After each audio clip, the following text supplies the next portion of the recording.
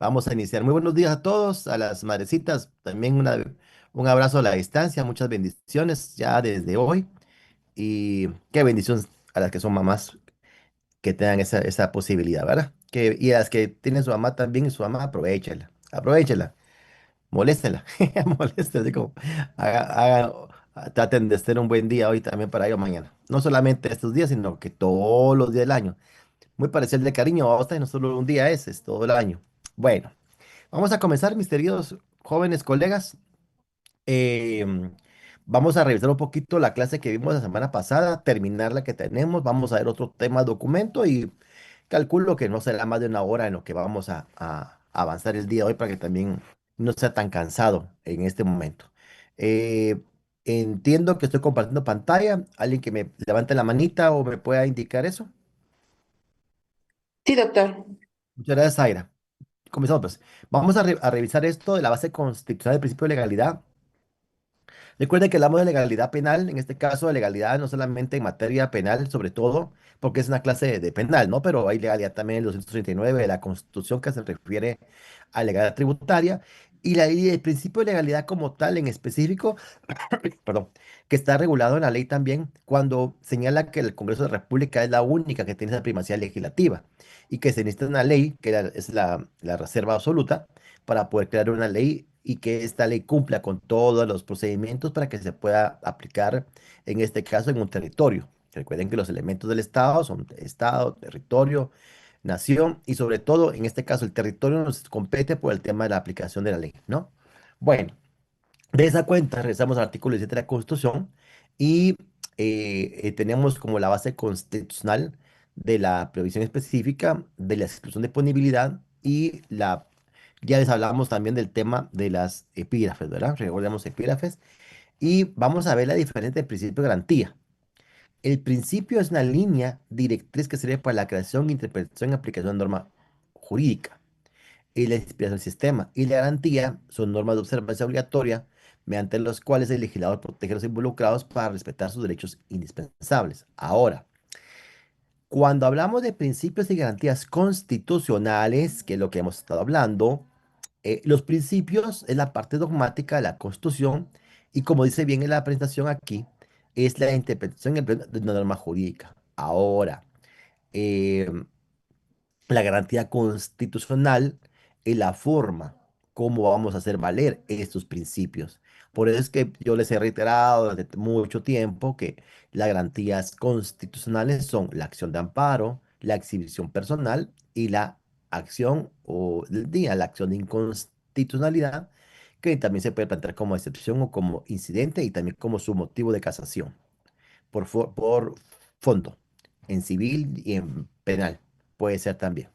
Entonces, la garantía es como que el instrumento procesal que va a hacer valer los principios. Bueno, la función del principio consiste en los cimientos sobre los que reposa todo Estado democrático de derecho.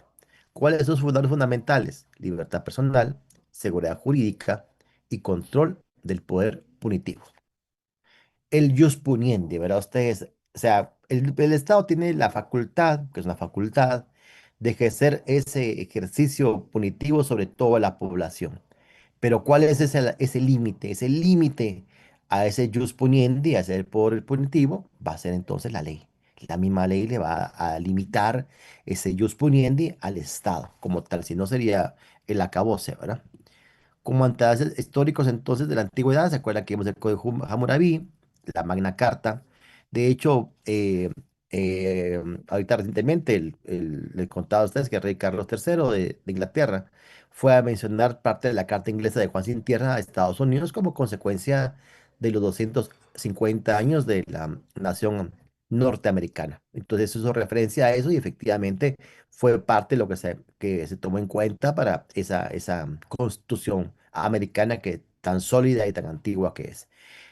El Código Hammurabi entonces también es una enseñanza de derecho plasmado en grafías accesibles a todos los ciudadanos. Recuerden que antiguamente lo que hacían grafías, eran dibujos, eran elementos tridimensionales para que la gente pudiera verlo, porque no sabía leer y escribir. Entonces, prácticamente la única forma de poder enseñar este tipo de cuestiones era con ejemplos, así con eh, grafías o con algún tipo de aspecto eh, pictórico en piedra, en estatua, en piedra, en pintura, en óleo, en madera, para que las personas puedan entender y entender todo lo que se podía manifestar en torno a lo que se quería explicar. Bueno, de ahí viene la conservación moderna. Vimos el principio tal como lo concebimos y es obra del pensamiento ilustrado y liberal. ¿Por qué hablamos del... Es el siglo de la ilustración, ¿verdad? Ustedes, si miren la manita ahí, una persona con una pluma de ave, con una punta bien afilada, escribiendo sobre un pedazo de mitad tela, mitad papel, porque recuerden que la tela y el papel pues fueron desarrollándose poco a poco. Y ahí está la grafía de cómo es el siglo de la ilustración. Porque la ilustración, precisamente, porque en ese momento ya comenzaron todos los pensamientos nuevos y modernos a hablar del contrato social, a hablarnos de las nuevas constituciones, ya comienza la Declaración Francesa, ya están las constituciones americanas de 1774 y 1776, las Josefina austríaca también de 1787, y eso nos da como que los elementos básicos para el tema del desarrollo del pensamiento. Por eso se llama el pensamiento el siglo de la ilustración, porque nos están ilustrando sobre el conocimiento y una excepción al liberal. Recuerden que la Declaración Francesa fue como consecuencia de opresión de un rey. Y en Estados Unidos fue lo mismo, fue la opresión de un rey inglés hacia Estados Unidos. Y no fue tanto el rey, fue porque se pelearon por temas económicos, en la pelea del té. Se recordarán ustedes que por el tema del té en Boston, hubo una revuelta porque el té venía muy caro, venía limitado y hubo una revuelta, hubieron fallecidos y eso emergió en uno de los problemas más graves en cuanto a la construcción de Norteamérica y el tema también de la poca posibilidad de poder tener una emancipación económica. La verdad que si usted le vean desde un punto de vista geopolítico, en el tema de Francia fue una cuestión también de economía, la población estaba con mucho padecimiento de hambre, condiciones muy malas. En Inglaterra, pues estaban bien económicamente ellos, pero en Estados Unidos no, y es la que le producía, ¿no? Entonces, por eso, siempre en el tema geopolítico uno tiene que ir viendo que generalmente son temas económicos, sociales, los que hacen emerger todos esos cambios tan fuertes que están dando. Y si no, a la vuelta de aquí, hace 2 o 3 semanas, el tema del estrecho de Hormuz, eh, para darles algunos datos, eh, Irán produce el 35% del petróleo a nivel mundial y parte de ese producto, el 25%, es para China. Estamos hablando de millones de toneladas, de barriles, perdón, de petróleo pesado. A la par de eso, Irán también produce gas licuado, el gas natural licuado. Aquí en Guatemala tenemos como que el gas únicamente para cocina, ¿no? Pero en otros países como México, por ejemplo, pero más Europa, el gas también es una forma de servir para, no solamente para alimentos, sino también para tema de aparatos como eso, las secadoras, perdón, el tema también de calefacción. Allá, pues, cuando hay esa época de invierno, aparte la energía eléctrica, el gas se vuelve muy caro porque el gas también sirve para que las calentadores sí se puedan usar y obviamente con el gas se va incrementando. Entonces, allá no solamente se paga luz, agua, teléfono, se paga también gas. Y el gas pues calienta las habitaciones. Es como ver un radiador de aquí de carro, algo así. Es un radiador con un botón que uno le da vueltas de 1 a 5. Y el radiador pues es lo que hace es que el gas alimenta el calor de la habitación y es lo que mantiene la habitación más caliente o más estable. Entonces el gas es muy, muy importante y de esa cuenta ustedes vieron el tema de Irán y que incluso aquí en Guatemala se nos incrementó el costo de la vida por entre 8 y 10 quetzales como consecuencia de una cuestión política, sobre todo económica, ¿verdad? Que es lo que se dio en este momento. Entiendo que ya que el presidente Trump dio por terminado ese problema, dio por finalizado el conflicto y entenderíamos que ahorita pues el trasiego, así se llama, es el nombre correcto, el trasiego de petróleo a todos los países y la conversión de la misma tiene que ser términos relativos igual y en teoría debería de bajar la gasolina a un precio real, ya sin subsidio y pues el estándar de vida debería bajar. Difícil, vamos a ver si es cierto, pero vamos a ver. El tema del subsidio está vigente por parte del gobierno de Guatemala. En opinión de este servidor, a mí me hubiera gustado más que fuera una exoneración temporal, una exención, perdón, temporal de impuestos, sino un subsidio, porque si no, el mismo impuesto que estamos pagando está subsidiado. Entonces, mejor hubiera sido la exención por parte del gobierno y con eso poder manejar de alguna manera temporalmente el tema del impuesto. Ya cuando los mercados se estabilizaran, pues ya ver si el impuesto se mantiene, se rebaja o se elimina. Pero la verdad que el tema del subsidio es un poquito más complejo, inclusive de administrar, ¿verdad? Es más difícil. Bueno. Sigamos con la discrecionalidad, límites a la discrecionalidad de la seguridad jurídica. Ya vimos nosotros, ¿se acuerdan, jóvenes, que hablábamos de la seguridad jurídica y hablamos también en un momento determinado del principio de certeza jurídica, ¿no? Y dijimos que la seguridad jurídica es un tema especial porque son todos aquellos límites, es el límite de la discrecionalidad y sobre todo también son aquellas normas, aquellos procesos que nos enseñan, bueno, si usted va al registro de propiedad, lleva un testimonio, paga sus impuestos del timbre o del IVA, depende, y lo inscribe y lo registra y cumple con todo el proceso, ese proceso al final va a generar una inscripción registral y eso le va a dar a usted una certeza jurídica como consecuencia del marco jurídico que le da ese proceso. Si ustedes van a tramitar una licencia ambiental, una licencia de explotación minera, una licencia para conducir, igual, ustedes tendrán la seguridad jurídica de que al cumplir con todos los procesos cumplen con lo que el Estado ha señalado y como consecuencia esa licencia les da a ustedes la certeza jurídica de que han cumplido con todo el normativo legal.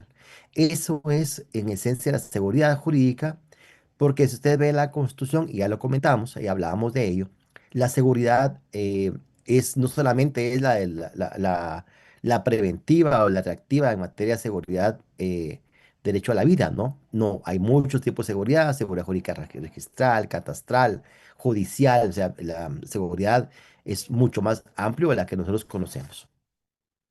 Muy bien, seguridad versus arbitrariedad. La seguridad jurídica se opone a la certidumbre y el azar, a la arbitrariedad del funcionario y el desamparo jurídico del ciudadano. En materia penal, la ley es el único mecanismo de atribución de potestades a la administración, no solamente en penal, en toda la ley, sobre todo en administrativo, a la administración pública. Recuerda que tenemos administración pública y tenemos también funcionarios públicos, ¿verdad? Y también tenemos esa parte de técnicos de ella. Pero ustedes no me van a dejar mentir, sobre todo los que procuramos día a día. Vamos a una ventanilla y dicen, ay, mire que ahora tiene que tener una fotocopia y con un timbre pegado al lado izquierdo, así. O tiene que tener la fotocopia, pero el DPI de ambos lados en una sola cara. ¿Dónde está eso en la ley? ¿Dónde está? No lo está, es una incertidumbre. Hoy le dicen A, mañana es B, pasado es C. Eso no es seguridad jurídica, no lo es.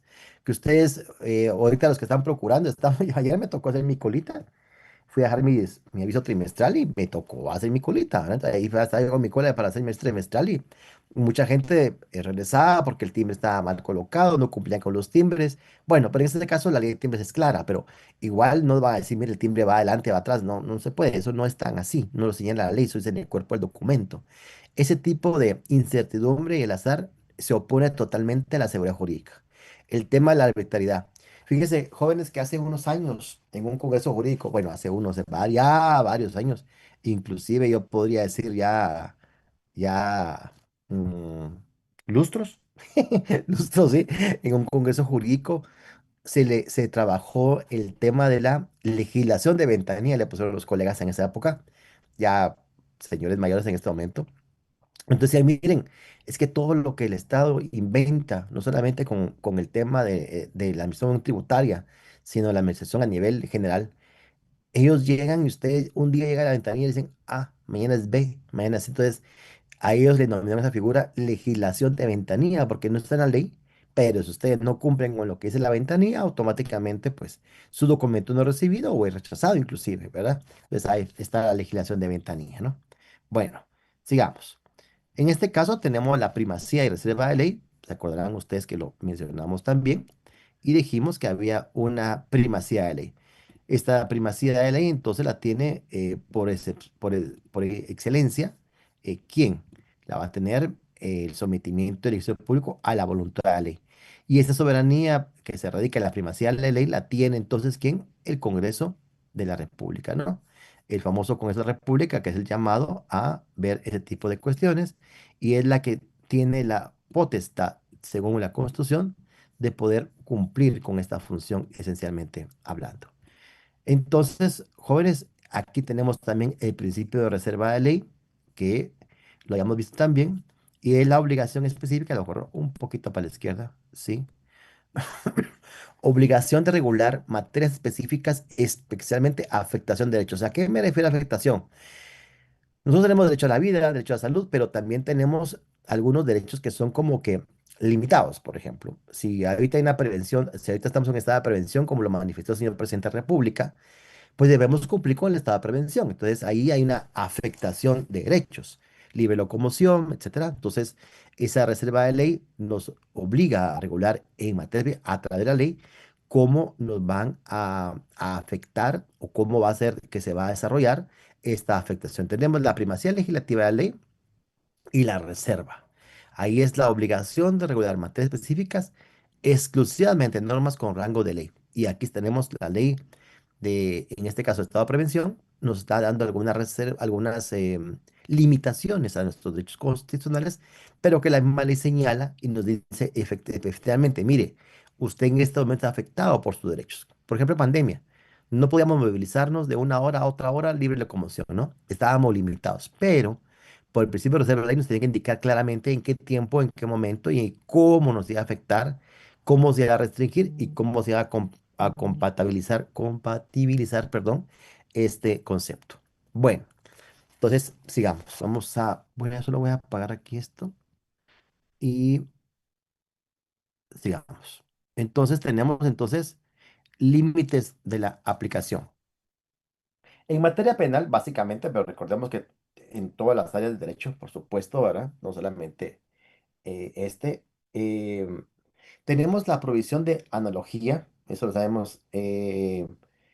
Tenemos la prohibición de analogía, que no se puede, sobre todo en materia penal, tampoco en materia tributaria, no se puede aplicar penas por hechos similares, ¿verdad usted? Porque no se puede. De esta cuenta, eso nos limita y no se puede. La ley penal no permite analogía, tampoco en materia tributaria. Como aquel no pagó el, el impuesto derivado de petróleos, el otro también, igual, vamos a aplicar la pena. No, no se puede. Cada caso es diferente, cada hecho es diferente. Y vimos también que la seguridad jurídica tiene que ver con el tema de legalidad y con el tema de derechos humanos. Y ya vimos también que no puede ser igual, de ninguna manera puede ser por analogía. La ley nos aplica a hechos pasados y retroactividad, ¿m? ¿Está bien? Salvo que beneficie el dedo. Y la única excepción de la ley es cuando favorezca al reo. Diferente al individuo por operatio. A usted el individuo por operatio es diferente. El individuo por operatio es más una excepción procesal, diría yo, en la cual se le da ciertos valores más al trabajador. Pero el individuo por reo es únicamente en cuanto a la aplicación de las normas y la ley sea más favorable para él, de esa manera. Bueno, vamos a hablar entonces ahorita de la tipología del principio. Si voy muy rápido, levante la manita, si no, ahí vamos. Em, Vamos a hablar de las dimensiones material y formal. Las dimensiones del axioma. La legalidad material, el axioma de defensa social implica la taxatividad. Las leyes deben ser precisas y claras en la descripción de las conductas. Ahorita, por ejemplo, estaba leyendo yo el 100, tenía algunos comentarios de la ley de lavado de activos y sobre todo deja con mucha responsabilidad a los notarios, a los auditores y a ciertos colegas en el tema del manejo de fondos, que al contratar a una persona o al tener a una persona, eh, tienen que hacer como un análisis para establecer si realmente no podría de alguna manera incurrir algún tipo de delito en materia de lavado o delito financiero. Entonces, es un poquito complejo porque eh, como abogados como que no tenemos tanto formación para eso, nos han formado, pero la ley así lo señala. No ha pasado la lectura ante el Congreso. Precisamente el CIEN, el Centro de Estudio de Investigación Nacionales, pues hizo un documento muy interesante, pero sobre todo el tema es las responsabilidades de las va a incurrir el funcionario en caso de que no determine el tipo de cliente o persona que llegue, por ejemplo, a hacer un contrato o una defensa como abogado penalista o como abogado civilista o tributario. Tiene sus problemas y consecuencias y obviamente la responsabilidad del notario y del abogado en ese sentido. Entonces está un poquito difícil, pero precisamente en el Congreso está discutiendo los alcances de la ley y por eso ya no avanza, precisamente por eso es.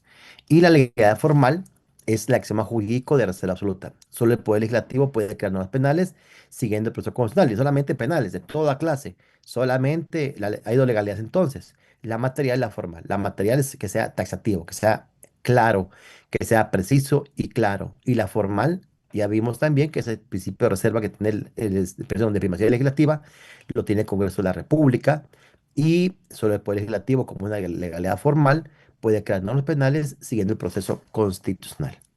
Sigamos con el ordenamiento jurídico guatemalteco en cuanto a garantías procesales y jerarquía.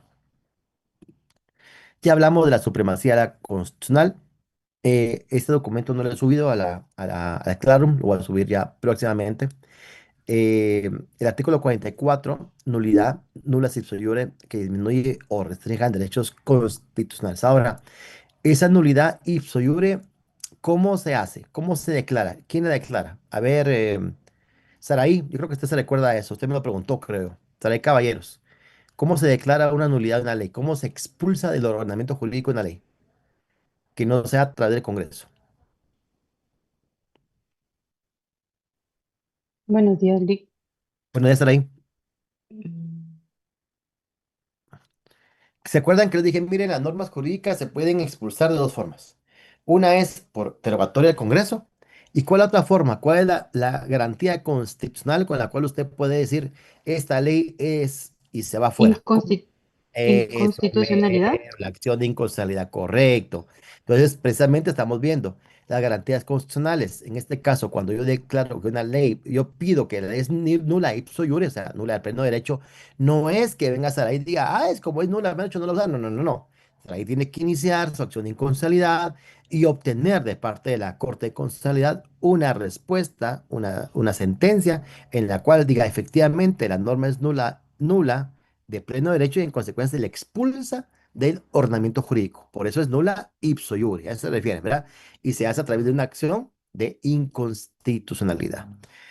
Muchas gracias, Saray. Artículo 175 de la Constitución. Ninguna ley podrá ser contraria a la disposición de la Constitución. Y 204 de la misma Constitución señala la prevalencia en cuanto a la obligación de los tribunales de observar la ley y sobre todo las sentencias, ¿verdad? Ustedes, no solamente sentencias en materia ordinaria, sino también en materia constitucional. Ese módulo 204 es el que habla de la independencia del Poder Judicial, en la cual señala que los jueces son independientes en todo sentido y por eso hay que trabajar de esa manera. Hay cuatro garantías claves, entonces vamos a verlas aquí. La garantía criminal, la conducta debe estar señalada previamente como delito, la garantía judicial, habíamos visto ya de un juez, un juicio por juez preestablecido o natural, no por tribunales especiales, ya comentamos en clases, recuerdan ustedes de ese tema de los jueces de los tribunales de foro especial y todo lo que provocó. En México se está promoviendo el tema de los jueces sin rostro, algo que en Guatemala lo padecimos hace muchos, muchos años, y que no sé, y los abogados pues no saben ni a dónde llevar sus memoriales, ante quién hablar, porque no sabían, ¿verdad? Eso es una cosa muy, muy diferente. Garantía procesal, nadie puede ser sometido a juicio si no es por proceso establecido. Y una garantía en penal, que no se impondrán penas que las establecidas previamente, eso obviamente con el principio de reserva, primacía legislativa y sobre todo esa legislación, legalidad material y formal que nos señala esto, ¿verdad? De esta cuenta entonces tenemos eh, la legalidad administrativa tributaria, para ir aprovechando un poquito tributario. eh, y fue en la materia administrativa, el funcionario pues solo puede hacer lo que le permite y mande. Y en materia tributaria no lo tributo en sin delegue y solo por la ley se pueden definir elementos de la obligación tributaria. Ese artículo de nulo tributum sin delegue está regulado en el artículo 239, ¿sí? 239 de la Constitución. Ahí están los elementos e instituciones de derecho tributario, hecho generador, sujeto pasivo, sujeto activo, obligación y los intereses también están regulados ahí. La ley señala cómo debe ser. Misma regulación que deben observar las municipalidades para las ordenanzas municipales. Todo lo que la municipalidad emita desde el punto de vista legal en cuanto a su competencia no son leyes, jóvenes. Se llaman ordenanzas municipales. Acuerdo del Consejo Municipal, es una ordenanza municipal, no es una ley.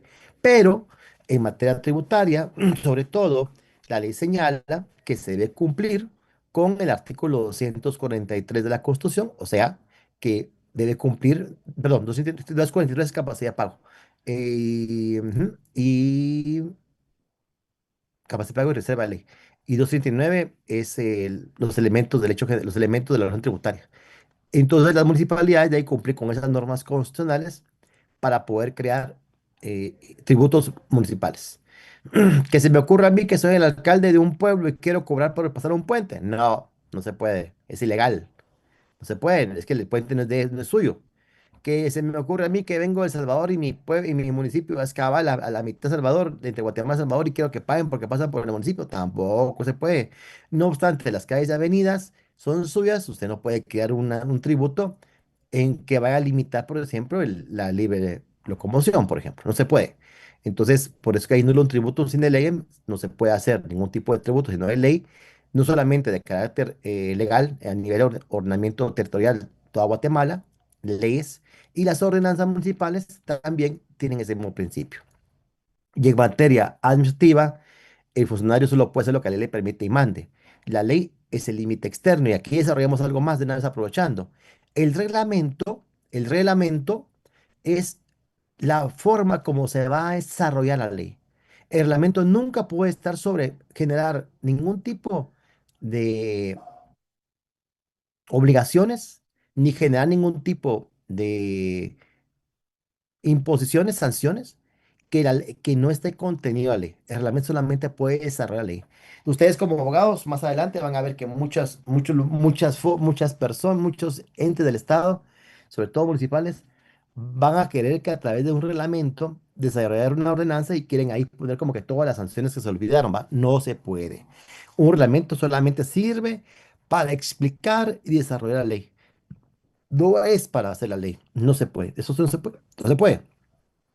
Porque precisamente entonces se va contra esa reserva absoluta, se va contra la primacía legislativa y los axiomas que estamos haciendo. El reglamento solo va a desarrollarlo en materia, solo va a desarrollar la ley. No puede imponer nuevas cuestiones porque entonces va en contra de esa función. Además que por jerarquía tampoco se permitiría, pero ustedes lo van a ver eso el día a día, ya graduados, se van a dar cuenta de eso que como que el reglamento está más grande que la ley e impone nuevas sanciones o crea nuevas sanciones o crea nuevas obligaciones. No, no se puede. Y ahí va la acción de inconstitucionalidad. Y en materia tributaria igual, los ordenanzas municipales, ahí los de municipalidades van a ver ustedes que a cada rato tienen acciones de inconstitucionalidad porque mucho lo último que se ha dado es que las municipalidades pretenden a través de una ordenanza municipal, una tasa, el hecho de que todas las entidades de cable, todas las entidades de telefonía, pues como pasan por la calle y la avenida, que es propiedad de la municipalidad, paguen una tasa por metro. Claro, ahorita por el tema del mundial, por el tema de las vueltas, por todo eso, eh, hay muchas ofertas, cable color, las empresas de telefonía nacional que tienen sistemas de cable, todos están ofreciendo sus servicios, ya dado que ya se acerca el Mundial de Fútbol, un evento que genera mucha expectación y mucha inversión, y pues quieren imponer o tratar de que contrate sus servicios. Ahora, los cables que ustedes miran en la calle, todos esos cables que están ahí todos arrumados y son rollos y rollos de cable, pues las municipalidades muchas veces tratan de cobrar una tasa por eso. La tasa tiene una contraprestación directa. Necesitamos una contraprestación directa que recaiga en la persona que lo está haciendo. Entonces, ahí es donde las municipalidades tienen muchos problemas porque no pueden explicar por qué la tasa, cómo es que la población va a tener una contraprestación directa por cobrar esa tasa. Eh, Más fácil explicar, por ejemplo, que ustedes van a pedirle una certificación de una constancia en el impuesto único sobre inmuebles a la municipalidad, pero se lo pedimos a nombre de Nidia Sawil y sale a nombre de Nidia Sawil. O sea, es directo, es una contrapresión directa y la tasa tiene esa característica. Tiene que ser directa la contraprestación. En cambio, el tema de cables, luz y todo lo demás, no hay una contratación directa y por eso a cada rato pueden revisar ustedes. Hay muchas acciones de inconstitucionalidad por parte de la Corte de Constitucionalidad porque las municipalidades intentan de alguna manera cobrar por esos cables que pasan por las banquetas y el poste, pero aunado a eso, y no existe un estudio económico que determine por qué van a cobrar 10 quetzales por metro o por qué van a cobrar 8 y por qué no van a cobrar 5. No lo hay. Y ahí está el tema de la determinación tributaria y al no poder hacer, pues igual se va con una inconstitucionalidad, nulo tributo sin ley, la ley está mal desarrollada, en consecuencia se expulsa del ordenamiento jurídico y en la parte administrativa, pues no podrá hacerlo porque la ley es su límite externo. Muy bien. Sigamos ahí, abrimos de esto y aquí terminamos por el momento en esta presentación. Si no tenemos dudas, vamos a cambiar de pantalla. Permítame un poquitito. Quiero pasar a la otra presentación que quiero recordar. Esta no la hemos visto. Quiero ver la otra que nos faltaba. ¿Quién está en el chat? Así como el alcalde de Petapa que quitó árboles en el camino. Sí, Samir. Yo recuerdo que esos árboles están en Villahermosa. Y en Villahermosa él quería quitar los árboles que están a media calle porque quería hacer un pozo supuestamente, pero no dijo por qué quería quitar el pozo. Y recuerde que si usted me está hablando de Villahermosa, eso en un momento era un residencial que después se le entregó a la municipalidad. Ahí siempre tuvieron problemas con el agua, siempre tuvieron problemas con el agua. Pero no sé por qué ahora tienen problemas con el señor alcalde, con su árbol. Quiere quitar los árboles, no sé para qué, según él, para que entren más, para que puedan pasar más rápidamente los vehículos, pero yo recuerdo que es un redondel. Y entonces como que no, entonces hay un problema. Él lo justificó con el tema del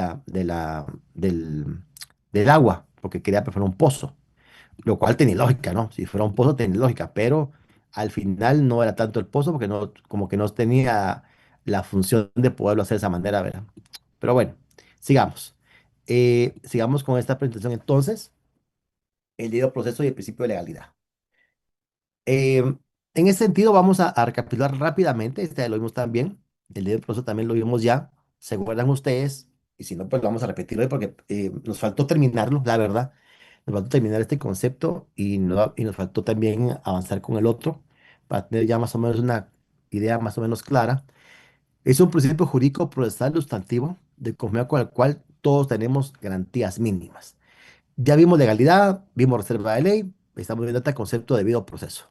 Permite la oportunidad de ser escuchado y hacer válidas pretensiones frente al juez. La naturaleza, ya la vimos también en clase, yo creo que ahorita ya se van a ubicar tutela judicial efectiva, se recuerdan ustedes que es el marco conceptual y sobre una esfera, si lo vemos como una esfera, como una paraguas, la sombría se llama tutela judicial y sobre tutela judicial ya presentó los principios para argumentar un buen amparo. La falta de fundamentación es un elemento que subyace la tutela judicial efectiva y el bien social es el elemento final, el objetivo final de este principio del debido proceso. Vimos también como antecedentes también la misma carta de Juan Sin Tierra que la mencionamos anteriormente y la importancia de un orden justo es la publicidad, la equivalencia y transparencia, ¿no? Y esta equivalencia se va a ver de la forma en que busca evitar que litigantes con mayor recursos tengan ventajas sobre menos recursos. Vimos también que la publicidad, las leyes deben ser conocidas por todos, su desconocimiento no es excusa para delinquir. La transparencia garantiza la claridad de las actuaciones de las autoridades públicas y agotamiento de etapas legales. Se recuerda que vamos a nuestro artículo 12, así, hablamos del epígrafe, hablamos de que aquí hay varios elementos, nadie se puede condenado, uno, privado de sus derechos, dos, citado de juicio, tres, vencido por eso, cuatro, ante juicio locamente, cinco. Aquí hay cinco supuestos, cinco elementos, perdón, cinco elementos, los cuales tienen que haberse cumplido y con uno que no se cumpla, tenemos, nos conculcan el artículo 12. Hablamos nuevamente de la imparcialidad, un juez determinado, una imparcialidad, el tema de la recusación, la defensa de una letrada, recuerdan que hablamos de la defensa técnica y hablamos de dos caracteres, del público y de privado, o la defensa técnica de un abogado. Y dijimos también en la serie de intérpretes, alguien me hizo favor de apoyarme la semana pasada, indicando que el caso de Fermín Fuentes, que el Estado de Guatemala fue condenado y precisamente fue por esto, ¿verdad? Porque el Estado de Guatemala ha condenado a pena de muerte a Fermín Fuentes y, oh sorpresa, él no sabía español, no entendió nada del juicio, nada. Entonces, no se puede, no se puede. Seguimos hablando del principio de legalidad entonces. El artículo 17 de la Constitución, nullum crimen sine lege, diferente al nullum tributum sine lege, pero muy parecido. Es una regla de oro de derecho público y parámetro de un Estado de Derecho en materia penal, pero también se aplica en materia tributaria. Y no hay siempre anterior, artículo 17, no son punibles acciones u omisiones que no estén calificados como delito o falta o penados por la ley a su perpetración. Hablamos de la institución histórica siempre, Hammurabi. Aquí hablamos de las Cortes de León, porque es más antiguo el principio de legalidad. El siglo de la Ilustración también, pero el principio de legalidad es muy, muy antiguo también. Tipo de legalidad también, ya la vimos también, legalidad material, legalidad formal. La limitación al poder punitivo, al jus puniendi, son la retroactividad, la analogía, las normas ejecutivas y la costumbre. La retroactividad de normas penales no se aplican en hechos pasados, salvo favorabilidad, o sea, que beneficia al reo. Analogía tampoco se puede, no se pueden crear razonamientos basados en semejanzas con otras situaciones. Normas ejecutivas, el ejecutivo no puede dictar normas penales sobre el legislativo. Y la costumbre, se descarta la costumbre o resoluciones como fuente de legislación penal. Mm, Aquí quiero que hacer un paréntesis también. En Guatemala hay una sentencia de creación penal en la cual el derecho indígena sí fue aplicado y la casación declaró con lugar esa sanción que se dio. Tal vez no fue por el tema de la costumbre, pero sí que ya se había cumplido con una pena y estaba imponiendo otra pena. Me explico. En Quetzaltenango, en un municipio, a una persona, por no cumplir con las obligaciones que tenía con la comunidad, le fue quitado el servicio de agua potable y se le castigó por ello, por haber incumplido con eso.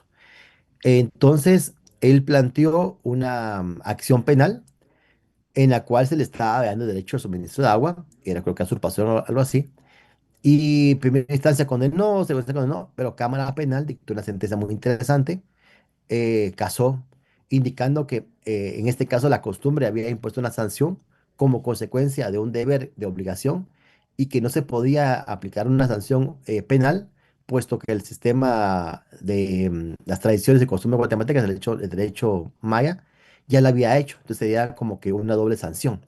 Entonces casó en contra de ese tema del agua. Entonces sí han habido algunos casos, es el que más recuerdo yo, donde se ha aplicado otro tipo de derecho que no es tanto penal, pero aquí se ve porque se había cumplido con esa obligación y se había sancionado mediante otro mecanismo. Y ahí vemos la garantía implicada, la criminal, la penal y la garantía judicial. El delito debe ser claramente definido. La ley debe señalar la pena que corresponde al hecho cometido. Y la garantía judicial, nadie puede ser juzgado por tribunales ad hoc, sino por el preestablecido. Hablamos de la supremacía constitucional nuevamente, 44, 165 o 204. Y presunción de inocencia, también la vimos, toda persona es inocente, mientras no sea declarado responsable judicialmente en sentencia debidamente ejecutoriada. Garantiza que el ciudadano goce sus derechos plenamente hasta que esta sentencia condenatoria firme. Y finalmente, aquí, el delito, ay, no sé, tan bueno, pero ahí está, según el Código Penal, eh, las dimensiones puede ser el filtro. Aquí está la culpabilidad, la antijuricidad, digamos que la plataforma basta es el delito y el filtro de la ausencia penal según el código es el artificio del delito, ¿verdad? Entonces aquí estamos ante esto y aquí tenemos este es el filtro de la justicia penal, va a ser antes de llegar el delito. En esta cuenta entonces eh, es otras dimensiones. La administrativa no actúa por autoridad propia, sino ejecutada por la ley. El funcionario solo hace lo que la ley manda y tributaria, pues ya la vimos también, nulo tributo sin ley. Bueno, vamos a parar en cuanto a esto. Esto fue un repaso de lo que vimos también la semana pasada, juntamente con lo nuevo. Y si me permiten, vamos a darnos 5 minutos en lo que yo vuelvo a traer la última del día de hoy, previo a finalizar. Me dan 5 minutos y volvemos.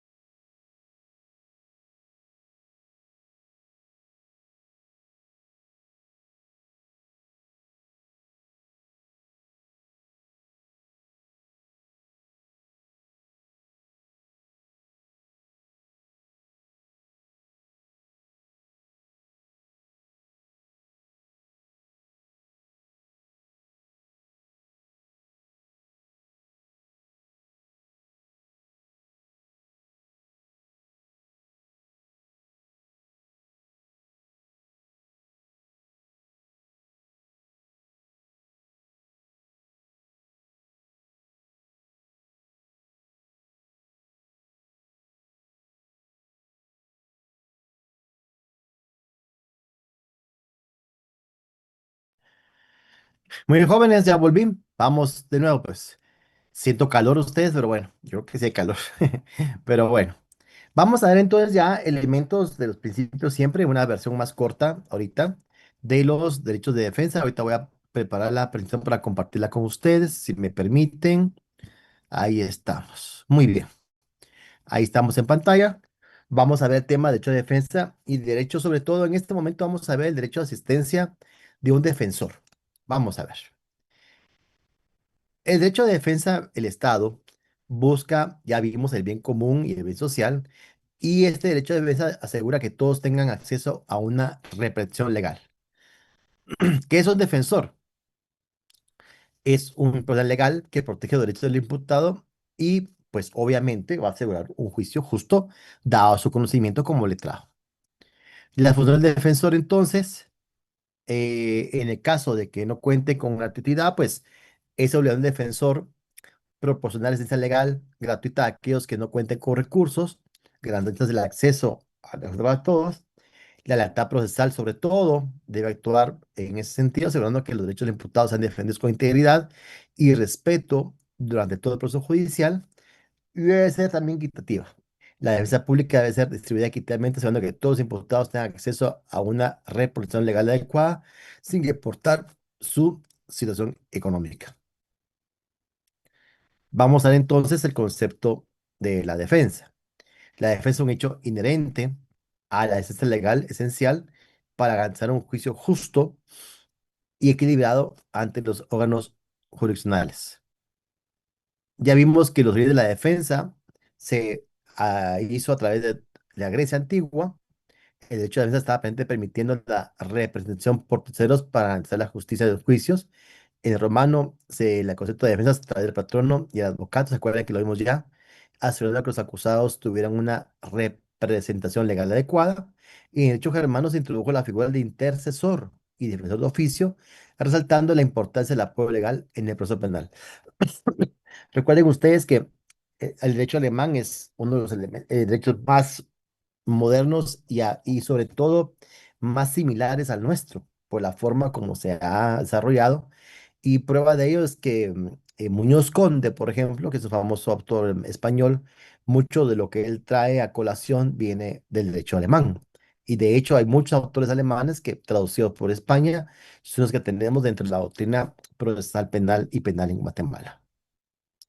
Seguimos en Guatemala, hablábamos de un derecho más o menos derecho de defensa, el Código de Procesos Penales establecía derecho de defensa, el decreto 1898 regulaba también la defensa legal, el 1673, este decreto establecía el derecho de defensa pública, pero la defensa como tal.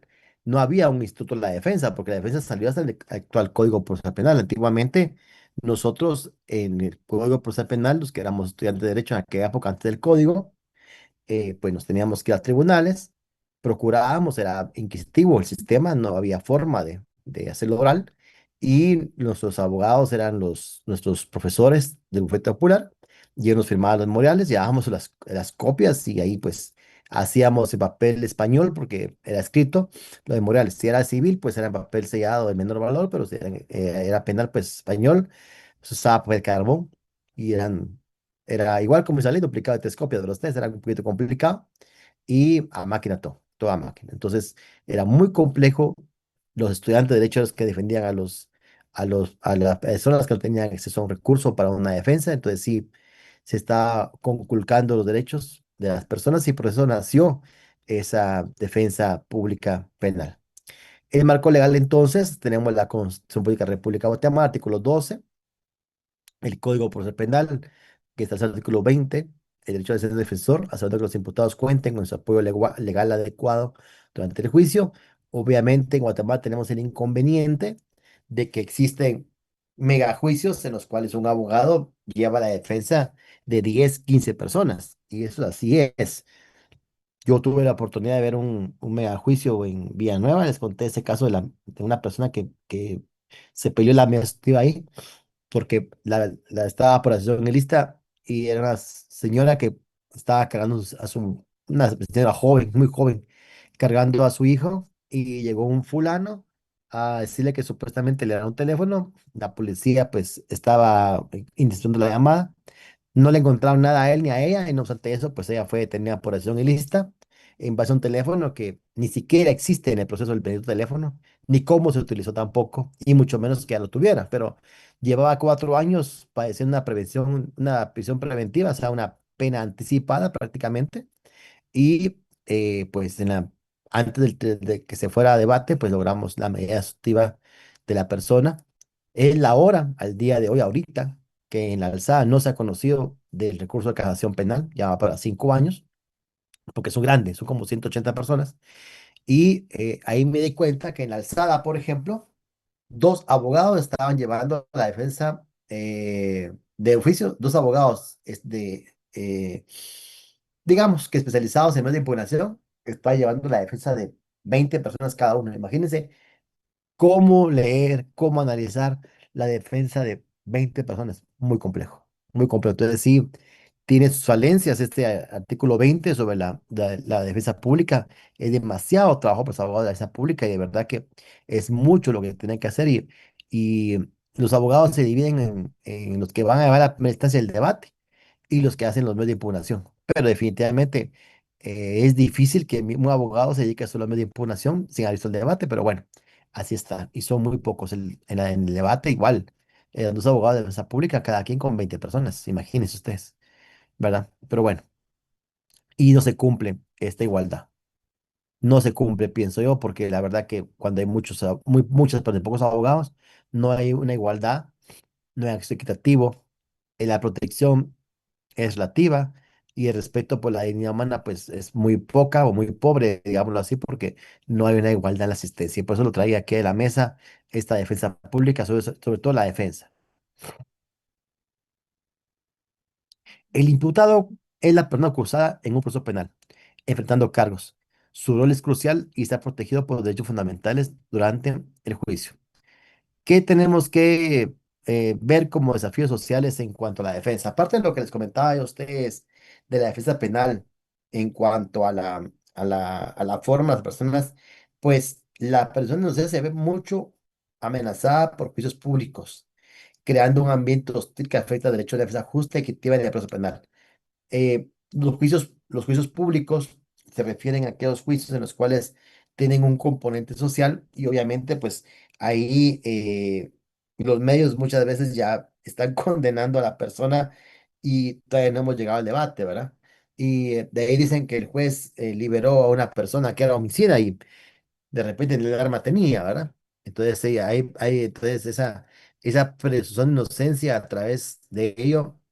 Hay un libro del maestro Carlos Camarena, que se llama Los Juicios Paralelos. En estos juicios paralelos, voy a ver si me puede prestar un video el maestro, yo lo escuché alguna vez, es peruano, muy bueno.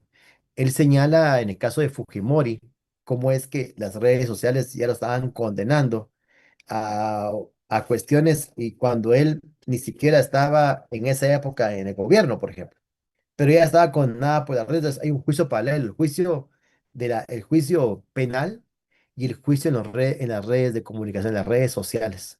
Entonces él cuestiona que las redes sociales prácticamente condenan a las personas sin haber llegado a un proceso, sin haberlo terminado. Y mientras tanto, esa presunción de inocencia se ve eh, conculcada, ¿no? Y el otro tema de la estigmatización social, esta estigmatización puede llevar al exclusión de derechos fundamentales, afectando su capacidad de tener una defensa adecuada y justa ante el juicio. Obviamente, ejemplo de esto, las maras. Un madero no tiene, ya un madero, por hecho de ser madero, ya sabemos que ya tiene una exclusión de derechos fundamentales, eh, afectando la capacidad. Y les pongo el ejemplo de esta señora joven.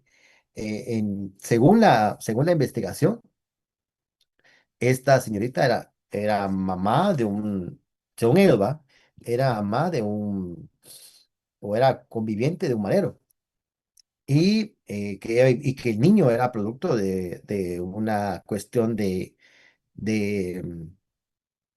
inclusión dentro de esa clica. Entiendo algo así, entendido. El tema es que no existía tal elemento, ¿no? Fíjense ustedes que no. No existía tal elemento, al contrario. Ella se había casado con un joven, que al final fue el que fue el debate con él. Se había casado con un joven, este joven pues trabajaba en una empresa, estaban bien, y fue una amiga el que le habló del amigo y por eso llegó ella por el teléfono. O sea, no tenía relación. Pero mientras tanto, se estaba diciendo que ella era parte de la clica, fíjense ustedes. Y por eso estaba por acción lista. Y la verdad que no. No, no ya cuando ya miraba los elementos, no, no era así como supuestamente la policía decía, ¿verdad? Que habían hecho su investigación y que habían perfilado. No, ese perfil no existía, no estaba. Y yo a buscarse Benito perfil y no tenía, o sea, no lo habían perfilado ni esa investigación.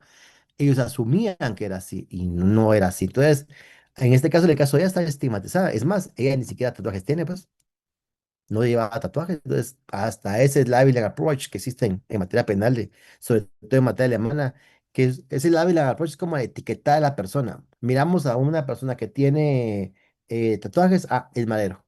Pero hay personas que en Estados Unidos, por ejemplo, los que van en moto, los bikers, todos tienen tatuajes. Hay muchas personas que les gusta el tatuaje como una forma de simbología y no por eso van a ser mareros o van a estar dentro de una mara. Pero esa estigmatización, pues, definitivamente también afecta en el tema de la defensa y no se da una defensa penal como todos quisiéramos si fuera la mejor manera posible, ¿no?